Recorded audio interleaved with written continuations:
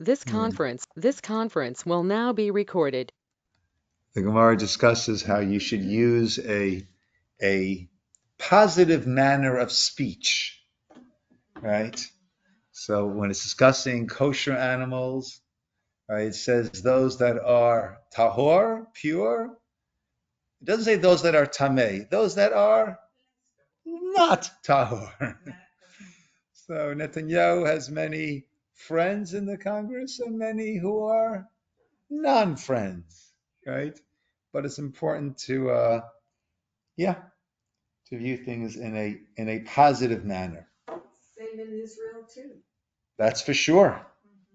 That's for sure. Not everyone's in love. That's for sure. Look, personally, I stay out of politics, as you know, but I think he would have been better served had he stepped aside a while ago when he was really, for decades, he's been a valiant fighter. I mean, more than decades. He started off as a valiant chayal in Sahel, and was really a great leader. Whether you agree or disagree, I think he was a wonderful representative.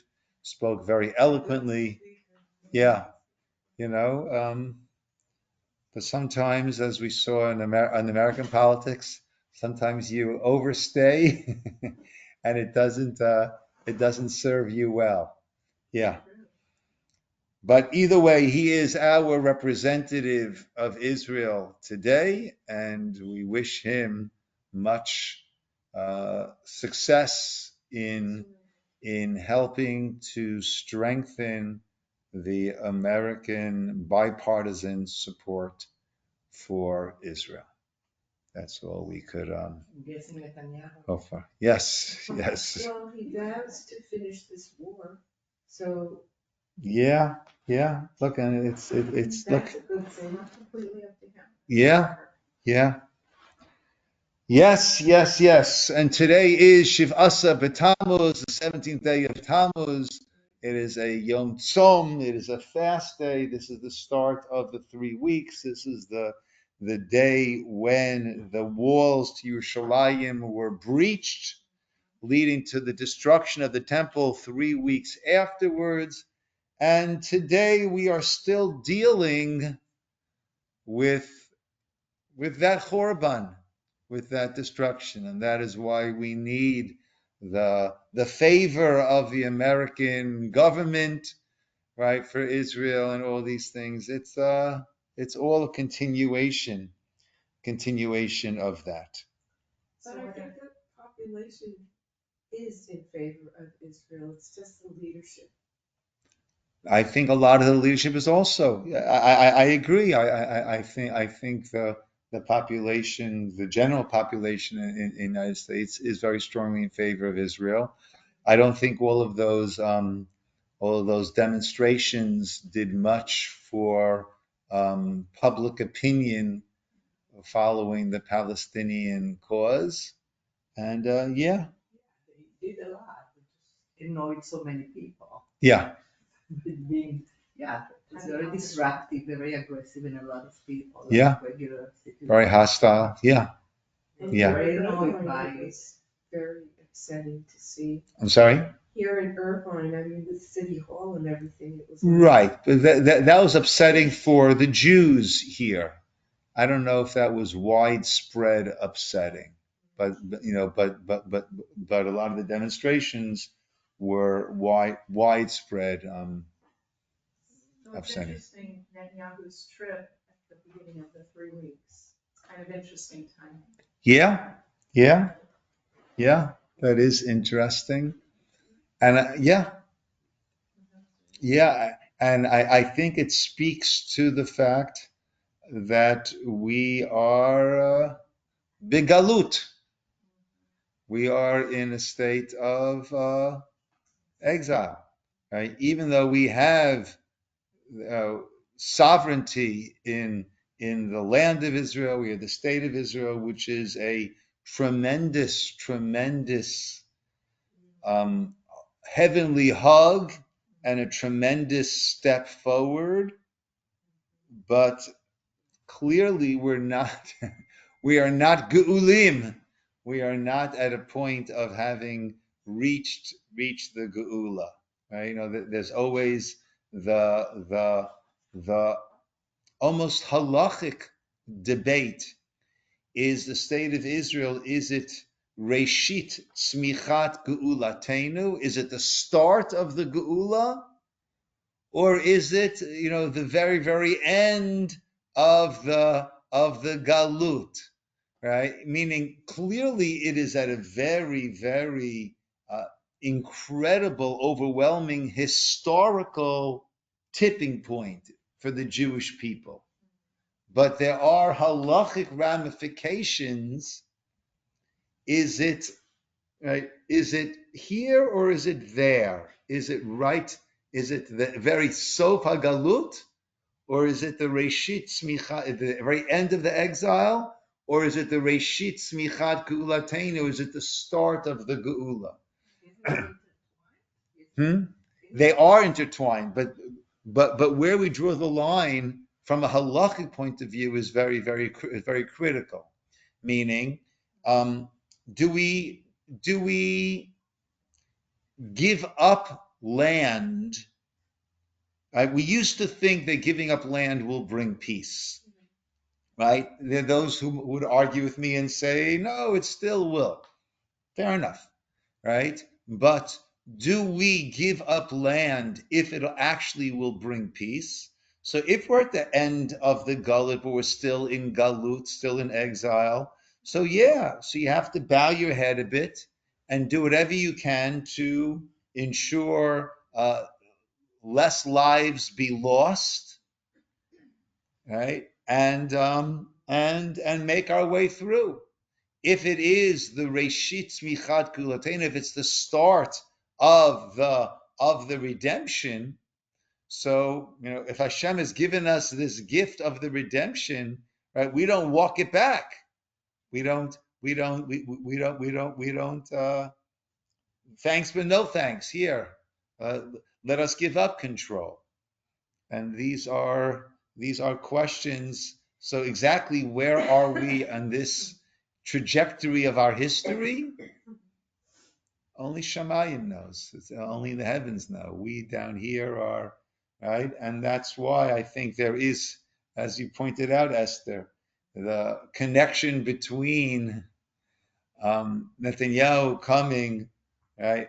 I don't want to say hat in hand. He's coming, he was invited to come speak to the entire Congress, right? Which is an honor that is not given out very easily. I've never gotten such an invitation, for the record.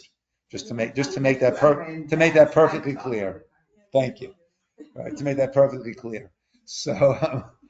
Right, so it's not that he's coming, hat in hand, but at the same time, the support of the United States on a geopolitical level is very important, and military level is very important for Israel. So this is all galut, 3 weeks, breach of the walls, destruction of the temple. This is all very, very, very much related. Okay. Parshat Pinchas, page 876. Hashem spoke to Moshe saying, Pinchas ben Elazar, ben Aharon, HaKohen. Pinchas, the son of Elazar, the son of Aaron the Kohen. Heshiv et chamati. He turned back, good. Chamati. Chama is anger. Chamati, my anger. Me'al b'nei Yisroel, from upon the children of Israel. This was the end of last week's Parsha Balak, where Bilam gave his advice on how to put a buffer, how to separate us from Hashem. And it said, Elokad elu sonei zima. He despises immorality, licentiousness, and therefore the daughters of Moab were set upon the children of Israel to try to seduce them, and many of them succeeded in doing so.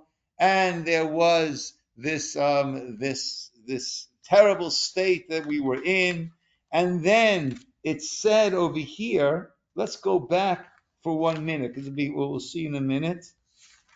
Go back to page 874. Verse 6, chapter 25, verse 6, Chaf Hei Vav, V'hinei ish mi b'nei Yisroel. There was a man from amongst the children of Israel, Ba, who came, Vayakrev el achav et hamidyanit, and he brought in front of his brothers a Midyanit, a Midianite woman, Le'enei Moshe, before the eyes of Moshe, Ule'enei kol adat b'nei Yisrael, before the eyes of all of Israel, and he was engaging in relations with her. Vehema bochim, and everyone is crying, Petach Oel Moed, that such a breach is taking place, and Moshe seems to be immobilized. And Moshe is immobilized. Rashi says, Nit'alma mimeno halacha. The halacha was hidden from him, right? He was unable to draw that halacha. Not that a person who has relations with not that a Jewish man who has relations with a non-Jewish woman has a Beit Din death penalty. That's not the case. However, there is a halach of Kanaim Pogim Bo. At the time, literally at the time, someone who is a Kanoi, someone who is jealous and zealous, will soon see for Hashem's honor, not, this is right, but for Hashem's honor, we'll get into that soon, Pogim Bo. They can strike. Vayar, Pinchas ben Elazar ben Aaron Kohen, and Pinchas ben Elazar, the son of Aaron the Kohen, arose, Vayikach Romach biyado, with a sword or a spear, better, in his hand. Vayavo achar Yisroel al Kuba, and he went into them, into the tent, and Vayidkar et shnehem, and he pierced them both. The Ish Yisrael and the Isha El Kabata, the man and the woman, and Vateatzara Magefam Al Bnei Yisrael. And the plague stopped, and there were 24,000 who died in that plague.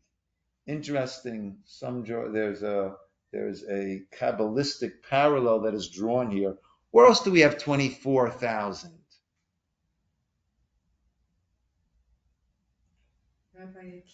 Rabbi Akiva's students were taught that during the days between Pesach and Shavuot, the reason why that happy, holy time of counting Svira is also tinged with mourning, with Avelut, is because of the death of the 24,000 students of Rabbi Akiva. And here are 24,000 who died in this Magefa. And they're again, in the Kabbalistic realm, a connection is drawn, right, by the students of Rabbi Akiva. On their level, they were not being noheg kavod to one another, not showing proper respect to one another, separating themselves as individuals as opposed to part of the whole kahal. If I'm part of the whole kahal, if I'm part of an entity, then when a part of it is doing well, I'm lifted up with that. I feel great to be part of this entity that is being lifted up. But if I'm separating myself, why is that person getting the honor? And why is that person doing this? So then, and these 24,000 certainly were excluding themselves to a degree from the kahal of Israel by giving into the sexuality that was made available, and also there was Baal Peor. It was a mess over there. I wonder, it's not important, but I wonder why the way he killed the woman is so descriptive. El Keivata. Yeah. And Ben Israel is like, okay, just kill him. So why is that? Is there a Well, reason? actually, we say that it was done in this manner, right? Kiven betoch zichrut shel zimri v'nikavut shala. Like this, the spear pierced both the male and the female sexual organs as they were in the midst of this. Because we're going to see, well, I'm not going to spend time on it today. That's Rashi, right? Ela kuba, el kubata, right? Her stomach region, and that will kind of connect the two of them where they were connected, if I could put that delicately. Yeah. So right, and because there was much backlash against him. Who are you to come kill? Well, we don't know who this person was. We'll soon find out, and we'll discuss beautiful Orach Chaim HaKadosh as to why we kept it anonymous until soon. We're going to spill the beans on who this was. But this was a Nasi. This was one of the leaders of the tribes. And therefore, right, there need to be evidence of what was actually happening in there. They weren't just sipping on tea, having a heart-to-heart conversation inside there. Right? There need to be evidence of what was actually going on in there to justify his rash kanoi. What's the word for kanoi? Someone who is very right. Kanoi is not always viewed in such a positive way. Kanoi is someone who is often being overzealous in their dealings with others. Right. So, Rabbi, impulsive, vigilante?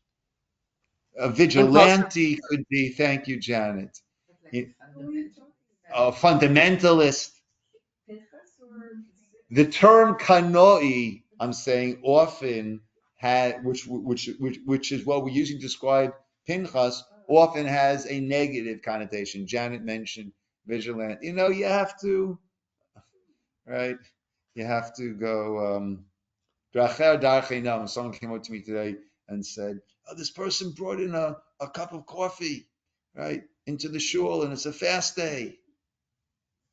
And he said, and I said something to him, and he said he's not fasting. I said, so back off. So back off. Okay. Sorry? Yeah. Yeah. So back off. Kanoi, look, you have to know when, you have to know how. And the Gemara actually says that in our generation, if you're giving rebuke, right, typically that just turns the person further, pushes the person further away, right? It depends how it's done, where it's done, right, to whom it's done, right? Right?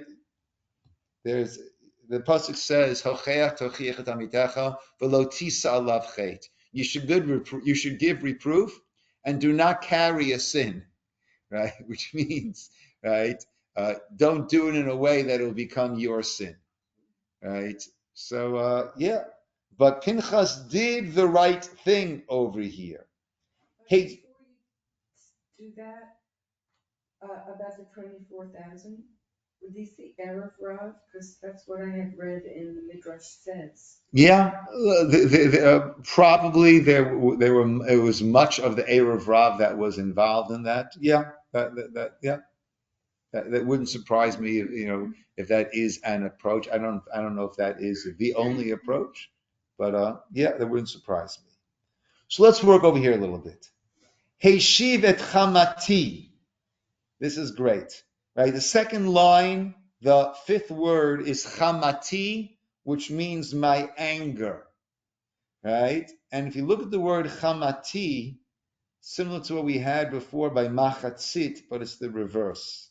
By machatzit hashekel, we spoke about tzedakah, tatzil mimavet. And we took the word machatzit and said tzadi, the middle letter, represents the tzedakah, and the letters before and after it are chet and yud, machatzit, chet yud, and the letters further from it are mem and taf.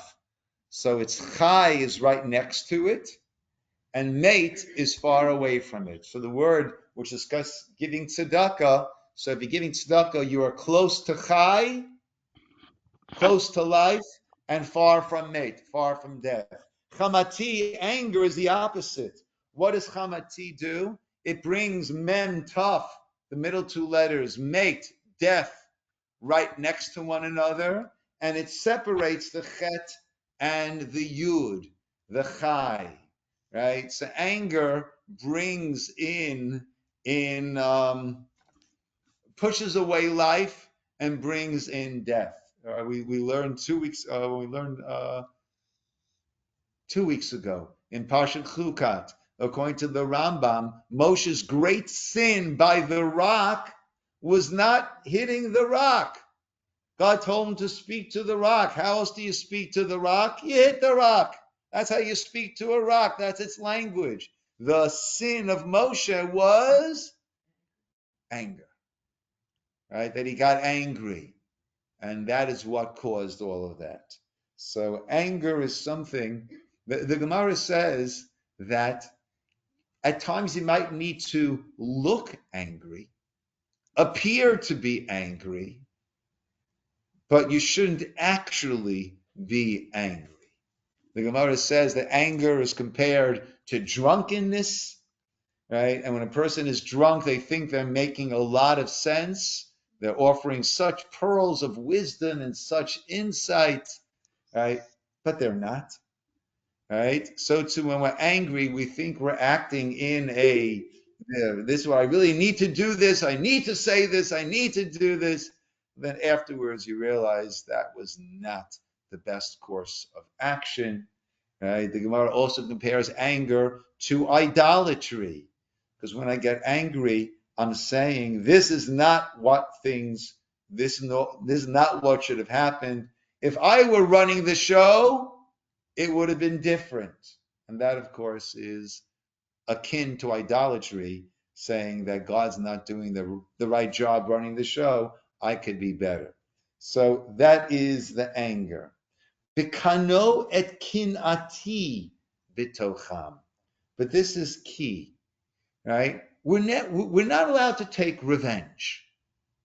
We're not allowed to take revenge. Yet there's a pasuk, Kel nakamot Hashem. Kel nakamot Hofia. God takes revenge. God avenges. And we're supposed to be like God. Mahu rachum, afatar rachum. We're supposed to emulate God, right? When one of the explanations given why we're called Adam, right? What simple means is we come from the Adamah, we come from the earth. That's what we're called Adam, humankind, mankind. However, we also have a neshama that was blown into us. So why are we called the Adam, based on the Adamah, based on the physicality, not the spirituality? So some explain, the Maharal says, well, it's because the earth has this amazing transformative ability.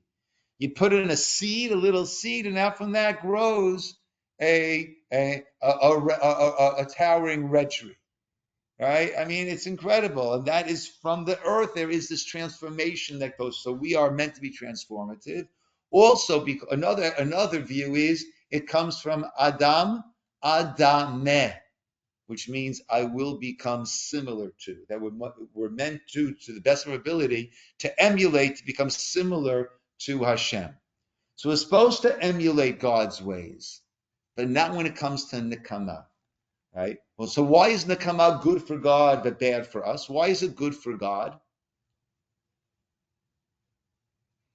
So the Nakama of Hashem Nekama basically is restoring the balance of justice.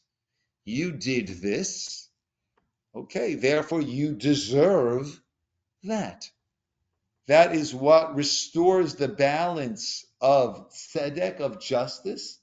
And when it's coming from Hashem, that's serving as a kapara, as an atonement. We'll soon see how that applies over here. But we can't be trusted with it. We can't be trusted with it. It's a very, very dangerous tool, because once we become impassioned, then exactly how do we draw the line, exactly how much, that we are not trusted with it. And therefore there is an explicit prohibition in the Torah, lo tikom velo titor. Do not take revenge, do not even bear a grudge. Titor is lintor et ha'eva b'toch halev, to safeguard that animosity in my heart. I'll never forgive that person. I can never look at that person the same. I'll never, right? That is lo tikom velo titor. That's what we are commanded to do. But over here, what did Pinchas do? Bikano et kinati. His kina was purely my kina, Hashem says to Moshe, right? He was not in it for himself at all. It wasn't how dare he do, nothing to do with him. He had completely removed any vestige of self from the equation. It was kano et kinati. Pinchas got it perfectly right. And that's something I had a discussion with a while ago, right?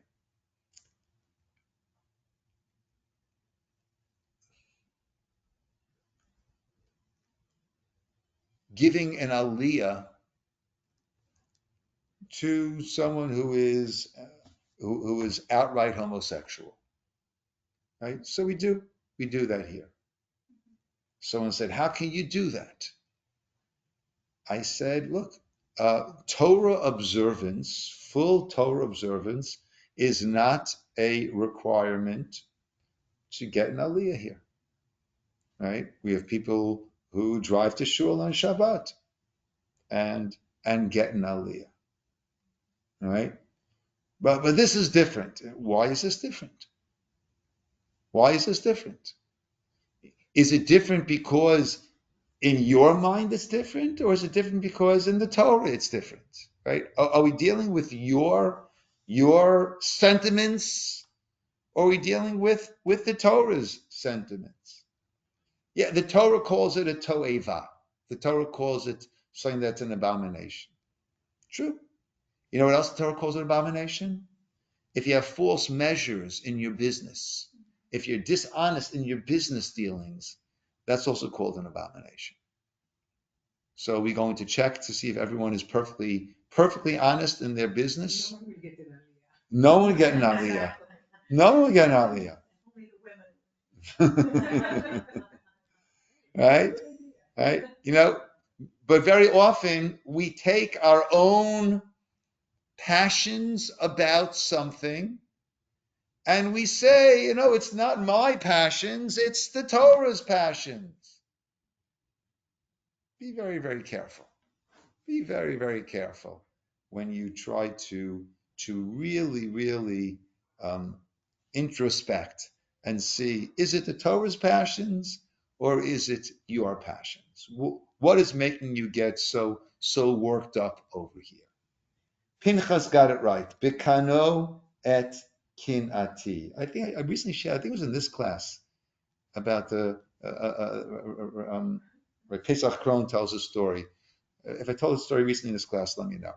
Right? About a person who had, against his better judgment, lent money to a person who had a very, very poor record on paying back. The person really needed the money, and he assured him that he would pay him back. So the person lent him the money, and then the person, did I tell the story over here recently? No.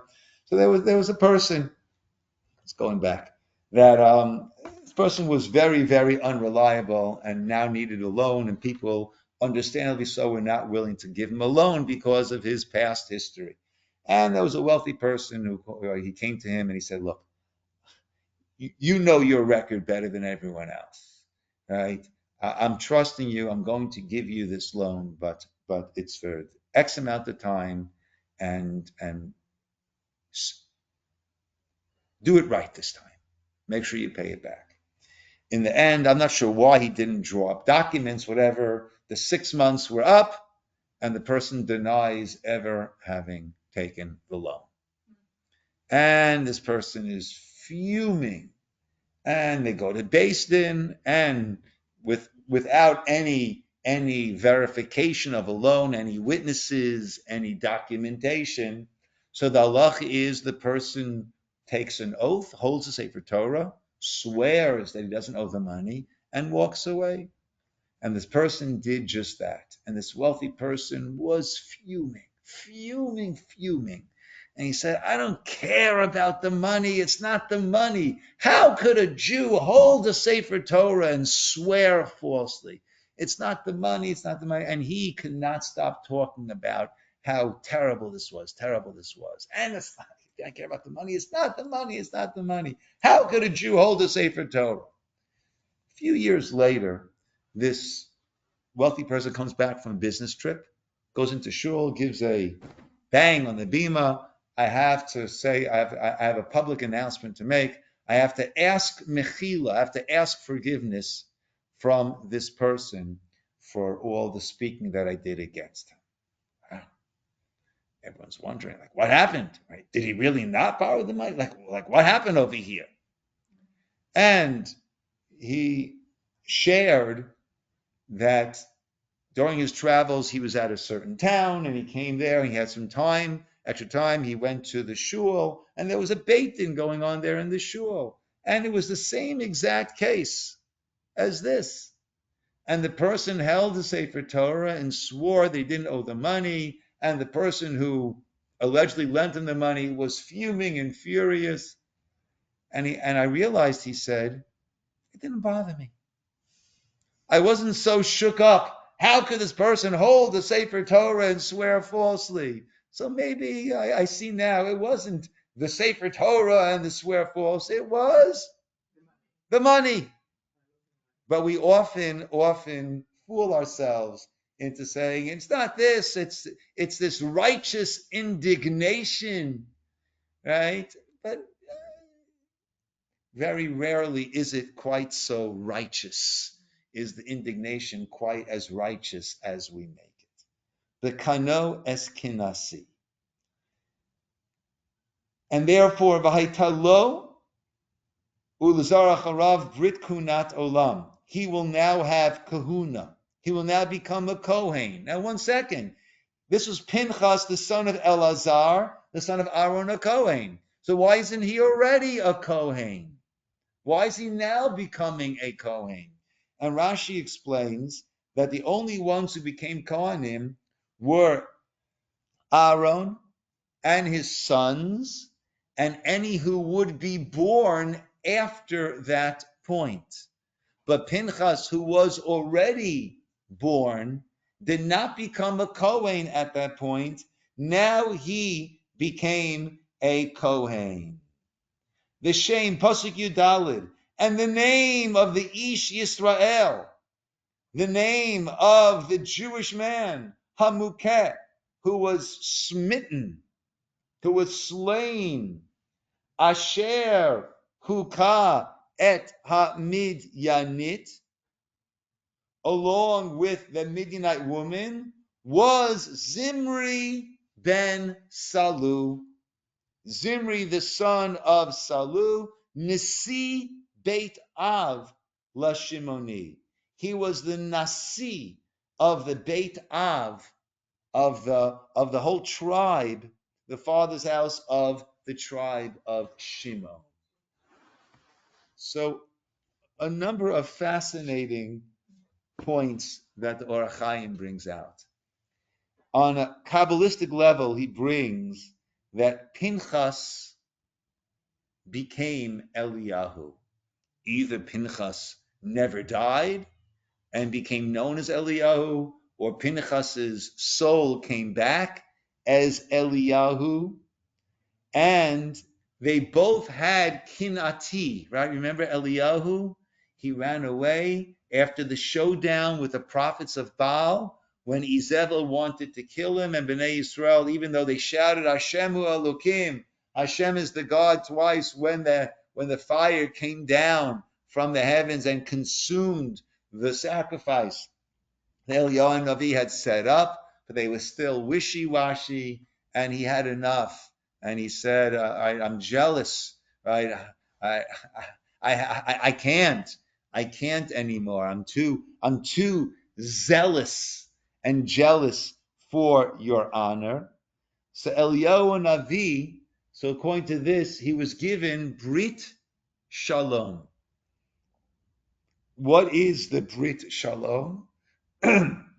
So that is what Eliyahu Navi will eventually, hopefully speedily in our days, usher in the time of true shalom. When we say the famous chapter 11 in Yeshayahu, Upara v'dov tirena, the bear and the cow will graze together, lo yariu v'lo yashchitu, right? That will be the time of absolute shalom. The pasuk, when the last psukim in Navi is, I will send to you Eliyahu Navi, veheshiv leiv avot el banim, leiv banim el avotam, the hearts of the parents and the children will all be united.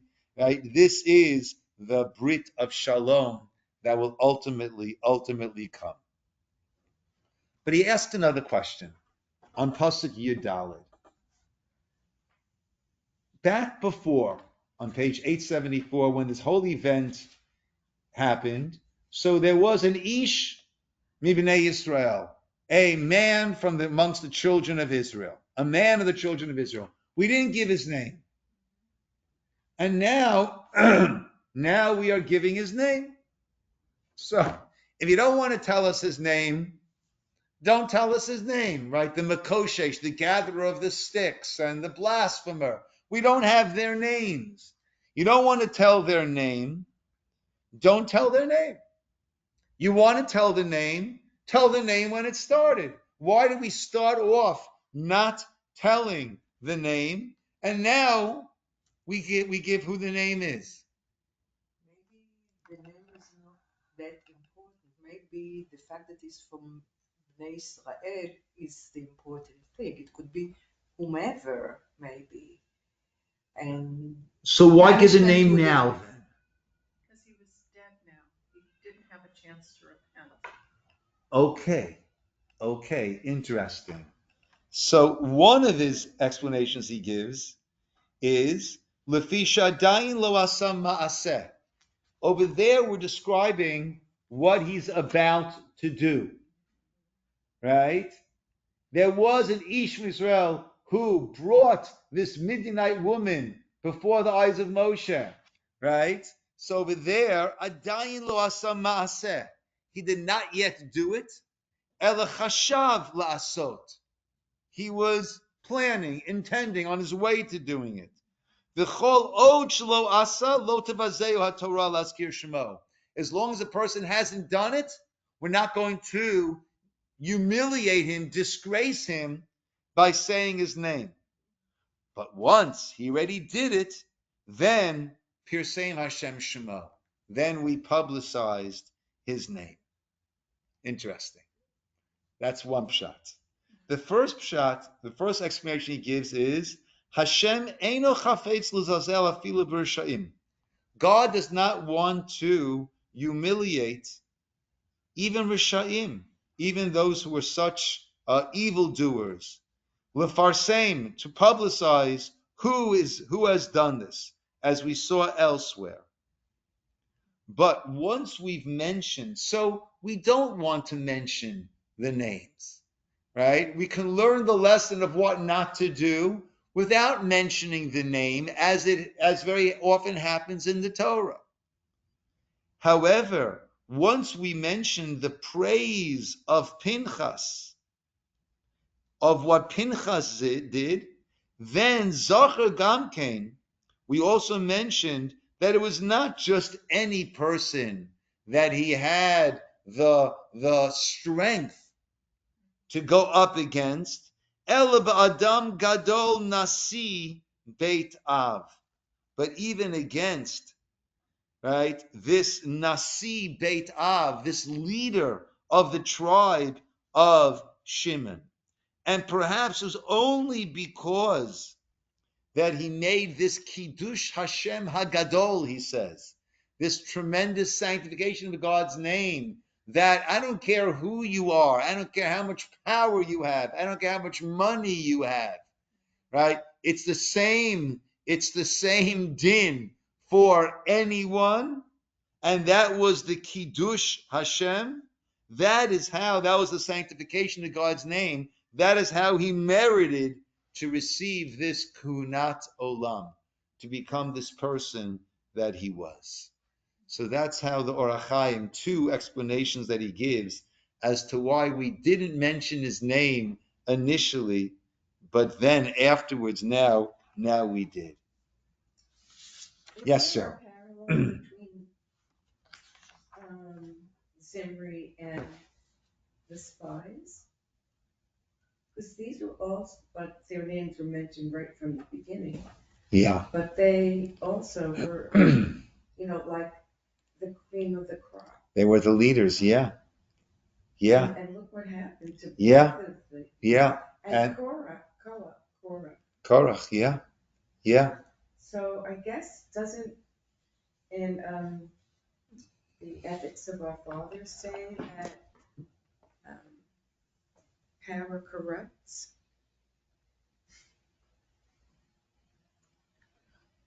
Does it say power corrupts? It says something like that. I don't know if it says exactly that. Right? But not to like seek politicians and people who yes. Altika regular, don't get too close to the politicians. Right? They have themselves in mind, and they will use and then dispose. Yeah. Right? No, but I mean, you are touching on an important point, and I would say two ideas on that. First of all, no matter where a person has gotten themselves to, there's always the danger. There's always the danger of falling. Right? There's a pasuk. I don't know if the exact pasuk on my fingertips, but right. Don't trust in oneself until adiomoto, right? Until one leaves this world, you never know, And also, every person, kol hagadol mechavero yitzro gadol himenu. Every person needs to have challenges in life. That is why we are living. That is why God gives us each day, for the challenges that come our way, and hopefully our rising up to meet and vanquish those challenges. And therefore, if you're gadol mechavero, if you're greater than someone else, yitzro gadol. So therefore, in order for you to have your challenges, your desires, your yetzer will also need to be greater, right? And magnified, right? And therefore, everyone, look, we see this, that soon after Matan Torah, Har Sinai, we had a Chet HaEgel, right? That no matter where a person is, their challenges rise up also to that level. And but that is a very valid point. There's another incredible thing that Or HaChaim says here on Pasuk Yudalid again. The shame and the name of that Ish Yisrael, of that man of the children of Israel, man of Israel, Hamukeh, who was slain, Asher Hukah, that was slain along with a Midianite, was Zimri ben Salu. See, he says as follows. That which we have received from the Kabbalists. Shelo yidach nidach mikol nitzosei hakadusha. When there are sparks of kedusha, of holiness, that every person has, it is never completely pushed away. The kulan libesof yisku lemakom shemimenu ba'u. And everyone in the end merits to the place from where they came. Everyone merits their place in the world to come. V'agam sheyaria ish Yisroel, af yatzriach nafsho. Even a person will do bad, and his nefesh will cry out, based on a pasuk in Yeshaya.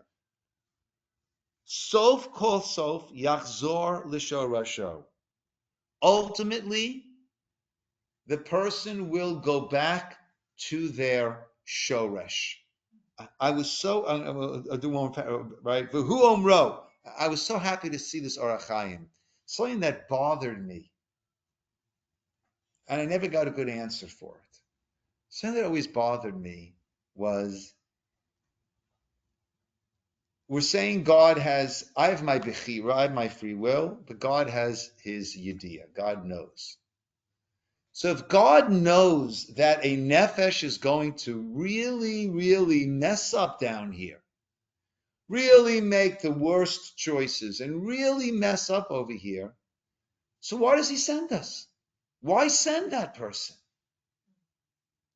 So they can improve and get through it. Yes, but I'm saying, if God knows that in the end this person is going to, you'll pardon me, screw up royally, In the very end. beginning to end. Oh. Like bad people. Yeah, and I'm not talking about, right? So if that's the case, so why send them?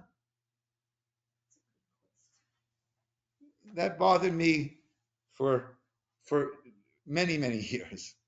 I asked one of my Rabbi that question when I was either, I think I was a teenager. I was like 18, 19, or maybe early 2021. The answer he gave me didn't satisfy me. He said, you're right, but in order for there to be the potential for good, there needs to be the potential for bad. So in order, if God is only going to send those who are going to make the good choices, then it's not really choices anymore. That was the answer that he gave me. But the Orach Chaim, I believe, is saying something very different over here now. He says as follows, V'hum, that's why it says, V'shem ish Yisrael. The name of the ish Yisrael. The name of the man of Israel. Sharei. Afilu achra masa, even after what he did. Imagine taking this Midianite woman and engaging in relations with her in front of Moshe. Even after that, B'Shem Yisrael Yichuneh. He's still called an Ish Yisrael, a man of the nation of Israel. Halamadata, which shows us, Shalom Ne'ekar Mesho Rasho. He was not uprooted from his shoresh, from his root. He still is connected to his root. Hamukah, Perish, Shehika Pinchas. The man who was Mukah, that Pinchas slain. What's that teaching me? Shelo Hukah B'ivadon Nafsho. He was not slain to the essence of his soul, that he's gone, nothing left of him. No, Olam Haba. No. Asher HaMukeh, listen how he learns this. asher huka et hamidyanit. What did Pinchas slay? That chelek hara, that part of him that was ra, that clung to him because of the action of the Midyanit.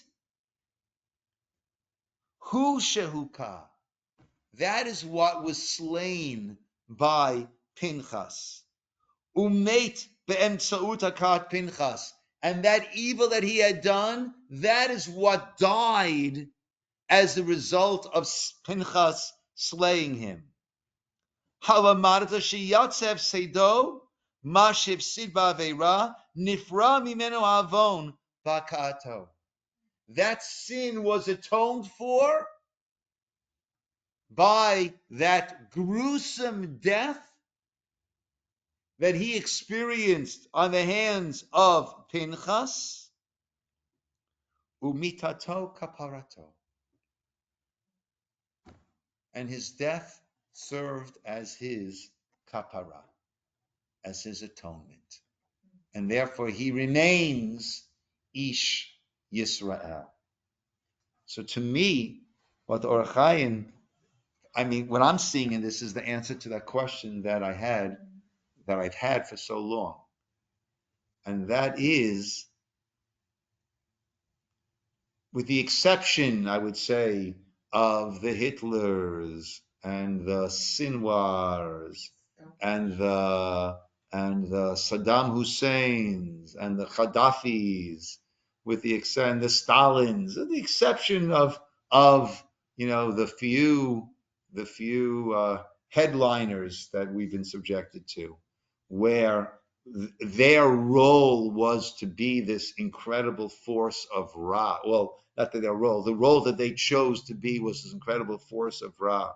But we're talking about the run-of-the-mill people, up to a Zimri over here. Yeah.